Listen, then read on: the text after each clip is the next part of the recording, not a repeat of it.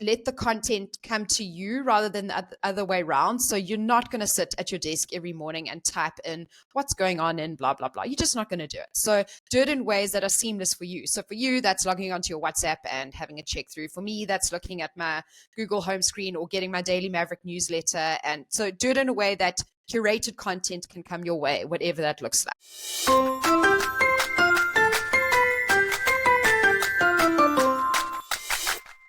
Welcome. You're listening to Freelance Life. And in this series of podcasts, we've been talking about the tools that we use to satisfy our needs. And Megan can explain in a few what that means. And I think it's a really, really helpful way to look at your stack of tools, because there are so many available to us these days that it's easy to get overwhelmed.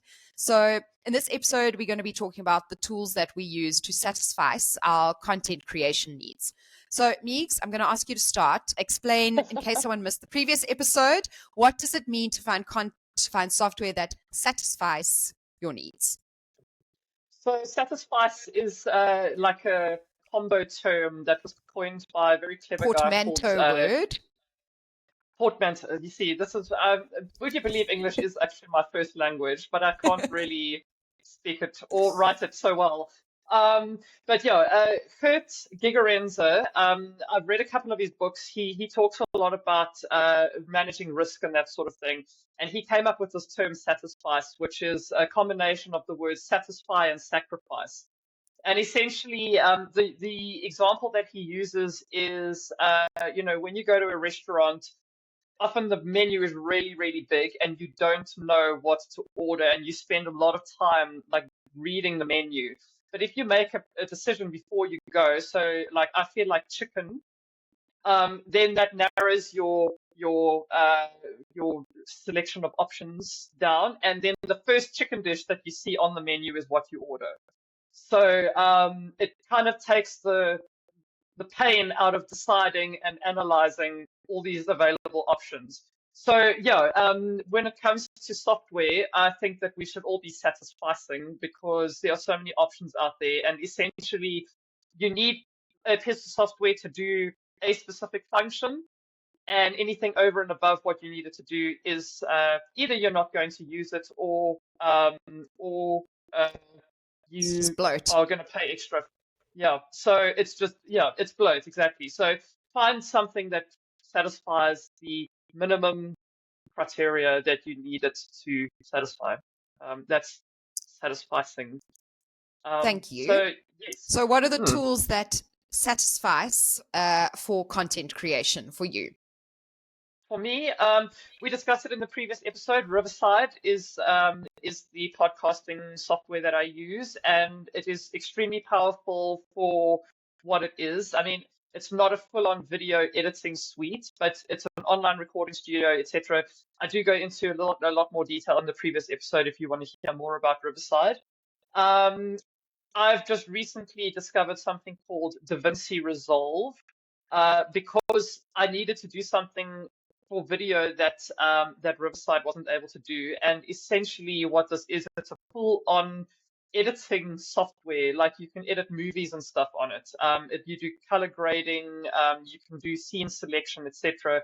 And what I needed to do was I had clips that had been recorded externally by a client. It was 3 different angles of the person being interviewed, and I needed to change the angle to keep it interesting, because like one view of 5 minutes does get a bit boring. So DaVinci Resolve allows you to layer your clips and kind of cut between them to change the angle. If you download the beta version, it's free. I did try using it once and it was too advanced for me, which is not saying a lot, but yeah, just putting it out there, it is a bit more techie, would you say?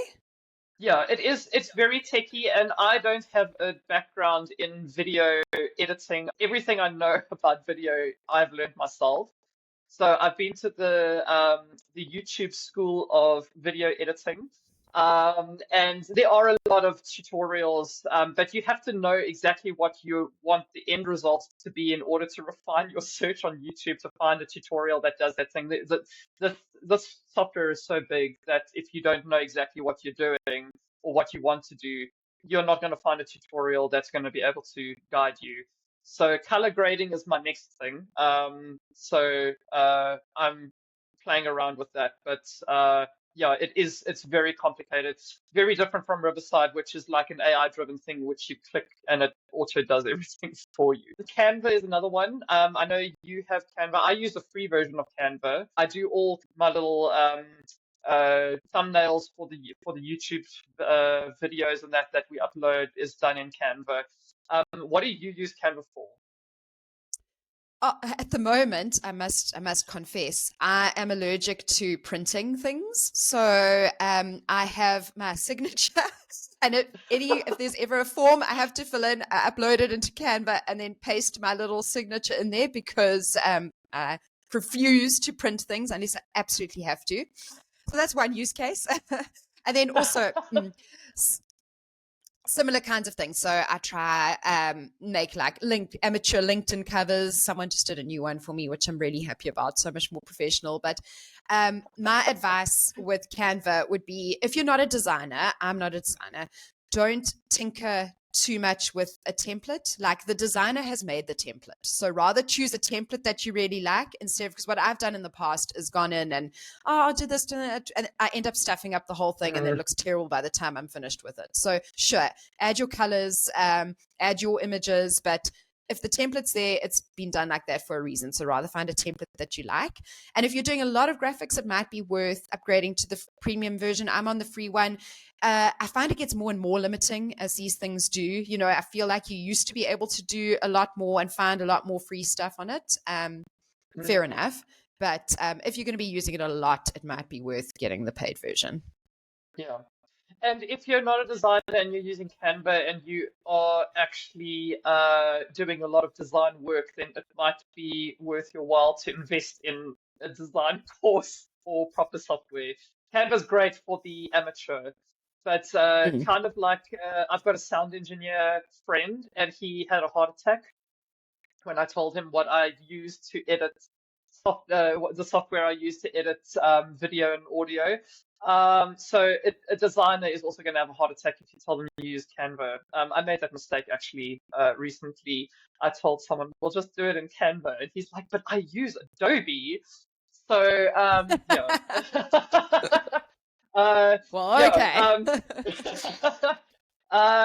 Canva, I actually do my rates card in Canva because it's quite nice. Me too. Quite nice to kind of play around with a couple of design elements just to make it not like a Word document. Definitely. And there's a template for almost anything. It's really, I use it for a lot of personal stuff as well. Yeah, invites and, you know, whatever it is, type it in, see what's there. Yeah. In terms of content creation, where do you turn to actually get ideas?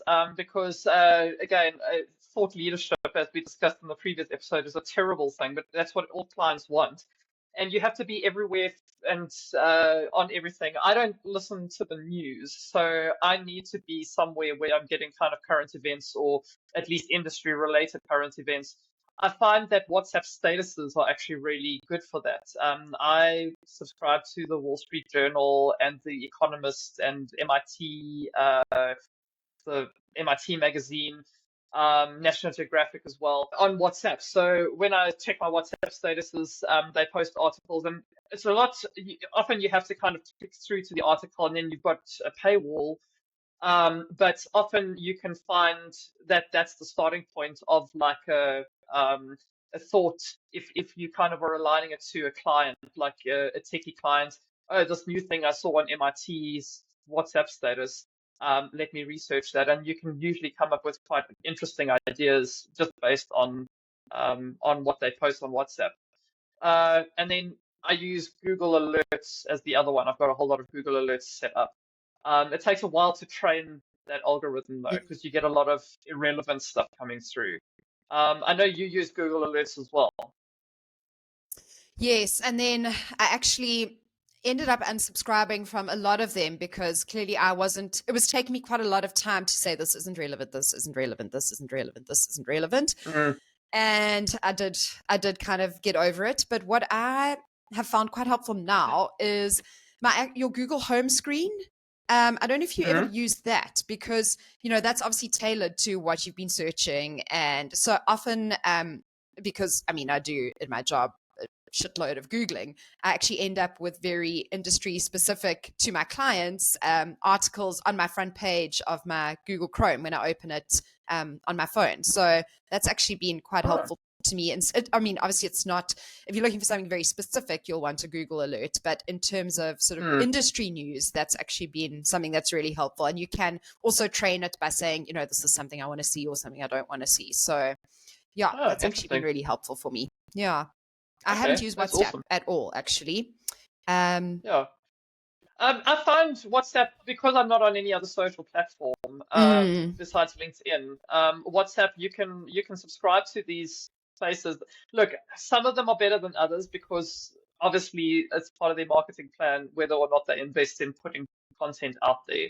But like the New Yorker is really bad, but the Atlantic is really good. So if you want that kind of content, you can find some really, really interesting verified sources on WhatsApp mm, status. And even if you can't access the articles, which you probably can't because it's all paywall protected, just it's good to keep your finger on the pulse of where things. World Economic Forum is another one that I found they release a lot of white papers, and none of that is Paygate um, protected. So those are quite interesting if you're looking at sustainability and AI and all that sort of thing.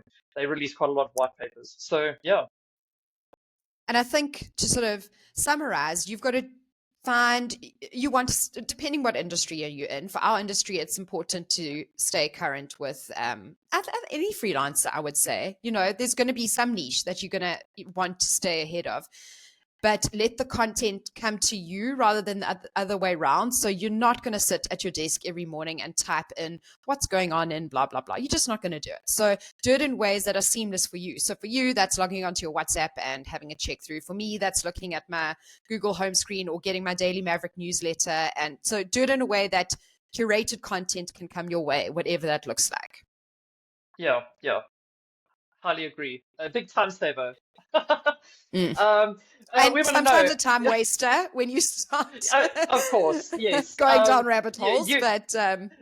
YouTube again is a great resource, but it's a double-edged sword. So we'll leave the YouTube stuff at that. We want to know from you, what tools do you use for for content creation? Content creation for yourself, marketing, or for your clients. How do you curate content to come your way? Do you do that? We want to know. Please put it in the comments. We'd love to know, and we will see you in the next episode.